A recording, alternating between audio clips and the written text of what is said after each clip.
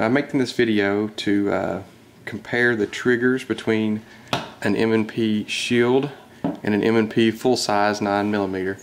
I've read on many forums that the M&P does not have the best trigger in the world, and that and when the Shield was released, there were a lot of forums that said that the trigger had a more positive reset and was a better trigger than the M&P full-size guns.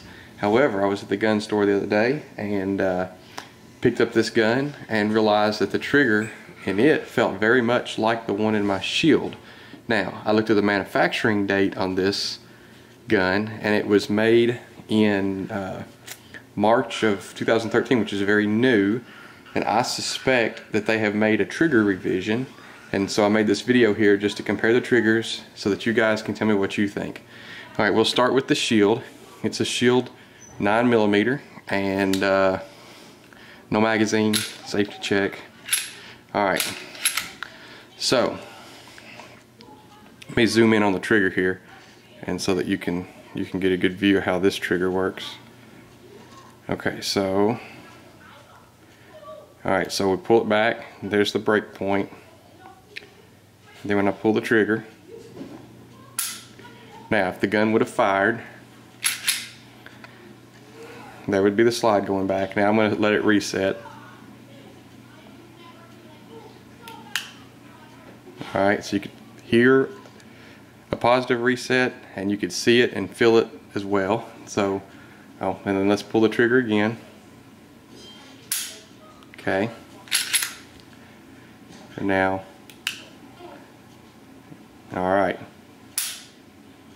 Now let's compare that to the very newly manufactured full-size 9mm. Magazine, it's clear. Alright. Now with that, let me get my finger on here where you can see more of the trigger. Alright, so we pull it back to the break point, and then okay, and then the slide would cycle, and watch this reset. Okay, let me do that again. Pull the trigger, slide cycles, pull the trigger, slide cycles, pull the trigger. I let it go a little too far that time. Slide cycles. Let's do it one last time here. Alright, that was probably a good one there. I tried to not let it go any more than I had to. So I think they've changed the trigger and made it feel a whole lot more like the Shield. The only other recent changes I see is they've actually changed the magazines. The tops look the same. This area right here versus this area does not look the same. Let's see. This is a new magazine that came with the gun, and this is an older magazine. And they've changed something right in here. And then if you flip them over and look at the bottoms, the one on the right is the new magazine.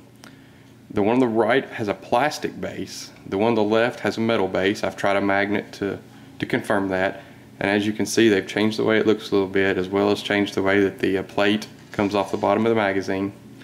But one's metal, one's plastic. Don't know the significance of that, but they seem to perform equally well. My bigger question is the feeder, the follower. Why the follower was changed, but they both seem to function fine in the new gun. So, oh, and I can show you how new this gun is. If you look at the date here on it. All right, that little number right here denotes when it was made. The first letter is the year, so it's 2013, and the last three numbers is the day of the year, which is the 77th day of the year. So that would be sometime in March. And then the Shield that I have was made on the January 11th, so it's also fairly new. Well, you guys tell me what you think about the triggers. And now one more thing is I will say that, you know, the trigger's still kind of gritty right in here.